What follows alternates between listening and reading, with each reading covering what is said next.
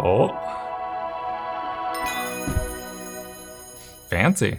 Asus has made an incredibly powerful and incredibly small laptop tablet kind of thing, but they seem to want to overcompensate a bit, because the first time it was inside of the mothership, and this time it's an even bigger package. ROG Bounce.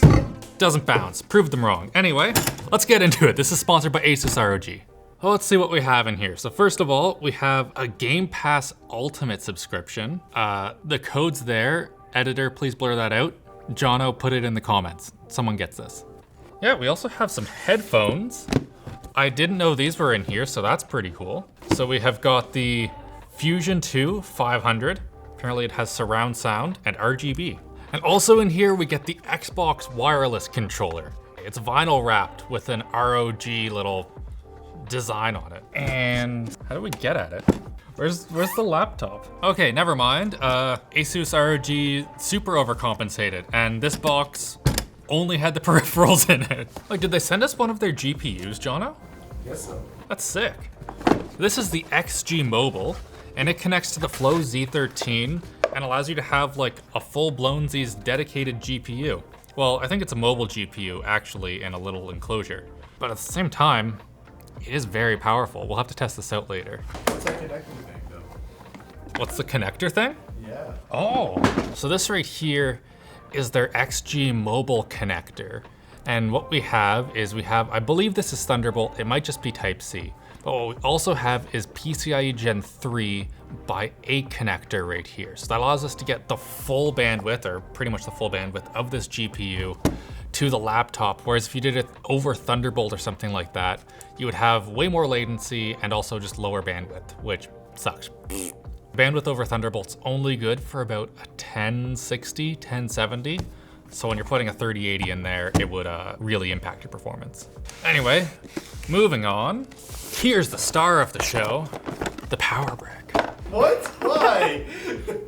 Because this is what, gallium nitride? 100 watts over Type-C? This thing's wicked, Jono. Star of the show, absolute unit. No, here's the actual star of the show. Are we allowed to call it just a Surface Pro, but good, Jono? Yeah, this is essentially a Surface Pro, but good. Microsoft has struggled a lot to cool, 4 cores in a CPU and not turn the back of the chassis into a frying pan. So the first thing that's super cool about this design is see-through plastics. Love it. I absolutely adore that that's coming back. It just looks cool and it's kind of nostalgic while also just being freaking awesome. We also have fan intakes here and here, it looks like. What do we have here for connectivity? Looks like we have Thunderbolt 4. This right here is the XG GPU port, although I believe you can use that as a Type-C. There we go. Rubber thing, super easy to get out. There's our XG Connect port. And if you want, there is another USB Type-C on the side of it that you can use. And on the other side, we have our power button, volume button, full-size Type-A port. That's pretty impressive. And headphone microphone combo jack. How did they fit in so much performance and also completely destroy the Surface Pro's I/O, Jono? You actually listened? Oof. Let's open her up though. That looks so cool. Yeah, this does look really cool. I have to say, I was kind of skeptical about this thing because like tablets, but it looks sweet. Ooh. It glows. Whoa, RGB in the back. What are you guys seeing? Oh, that is really fancy. Okay. Yep, keyboard's working fine. Edge is not working. That's great. Thank you, Microsoft, for your incredible software. The first thing I was concerned about with this laptop is the super small trackpad. Out of the box, I wasn't a huge fan, but after disabling mouse acceleration, it's not bad. I'm sure you'll get used to it in a second. Also, the keyboard's great. Like, it's the kind of thing where obviously it's not as good as an actual laptop. Like, you can see here, Andy, probably, there is some flex in it, but I also have seen worse in laptops. And if you want, the traditional clamshell design, they have the Flow X13, and so you should just buy that if you want a traditional clamshell design. If you do go for a traditional laptop though, what you can't do is this. Remove the keyboard. So that allows you to, you know, not have a keyboard. You can put whatever keyboard you want right here, use that, or just, you know, use it very simply as a tablet. This also would probably be awesome to have on a plane because you're always just running out of space there. This I see as kind of like the dorm room hero of a little laptop. This thing would be awesome to have with a bunch of your friends, just like plop it anywhere. Good, we can play some games. As I've alluded to, the really impressive thing about this laptop are the specs. Like, look at how thick this is, Andy. It's a tablet, but it's got 20 threads.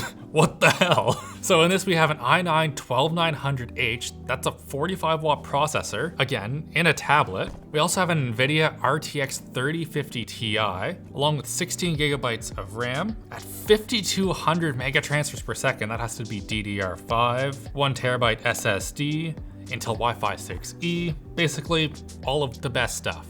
I'm guessing it's also incredibly expensive, and it is very expensive. This unit right here is $1899. You can definitely get more power for the price, but you know, look at it. Those are much, much bigger. One thing I was curious about is how Xbox controllers play with this. I'm assuming that they have batteries in the controller, first of all, but I would assume that they have an Xbox controller dongle integrated into this, which would be awesome because otherwise we need one of those big old wireless Xbox controller dongles hanging out of the side whenever we want to use it. That's not very elegant. So I just pressed the pair button here. It immediately popped up on this that I wanted to connect and did it? Failed to pair. Okay, that wasn't as flawless as I was hoping. So wait, does that mean that you can just pair Xbox Series controllers over Bluetooth to your laptops? I guess so. That is sick. Haha! Controller's ready to go. Wow! It's amazing how things just work once you've updated everything. Okay, did we get to game on it? I think we finally get to game on it. Heck yeah. Oh, here we go. Excellent. 120 hertz, gotta enable that. So we have a 1920 by 1200p display going at 120 hertz, 16 by 10, frickin' love that. We also have an 8-bit color depth, and what did you say, 100% DCI-P3? Okay, don't know exactly what the color space is, but it has Dolby Vision support and it's Pantone validated, so all of the colors should be nice and accurate. Yeah, so we're here in Forza Horizon 5, 1080p, it looks like that we're getting 60 to 70 FPS on low. Now, that might not sound amazing, but this game looks really good even on low settings. And remember, this is a tablet. Like, it is absolutely incredible that we can play a game that looks like this, record it at the same time, and still be getting 70 FPS. Like, this is incredible what it's doing right now. It's also nearly silent. I'm really impressed with how it's not making an absolute racket. How are the speakers on this?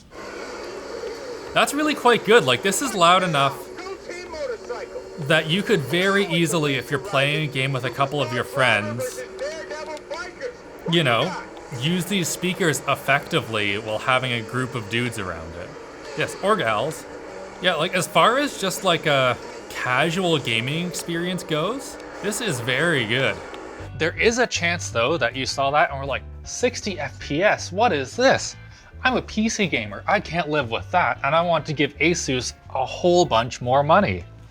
That's where the XG Mobile comes in. Okay, so this is pretty sweet. Now you've got your multi-monitor display, you can look at lttstore.com, and at the same time, you can boot up your games on the other screen. So we go to Start Manager, GPU, RTX 3080. Oh yeah. So now we've got our lttstore.com open, and we've got Forza up top, which is at 1440p on high. I think that's what we get away with a mobile 3080, which, to be clear, the 3080 in this eGPU is not a desktop 3080. Like, you're probably wondering, how the heck is it so small and it's a 3080? It isn't a 3080. It's more like a 3070 on the desktop, but they call it a 3080 in laptops. It's the same die. 16 gigs of VRAM though is pretty sweet. Okay, Andy, you have to say, this is pretty sweet. Oh yeah. Oh, 160? 160 FPS, you cannot complain about that. We could probably increase the graphics a little bit, but I'm one to go for 160 FPS over ultra quality and 140 FPS. This is clearly very awesome, especially that you have, it's running off a tablet. Like, can you guys believe that? And an eGPU. Yeah, it's a tablet and an eGPU, but like if you have baller tier cache, this is a really awesome way to have like your cake and eat it too with a laptop.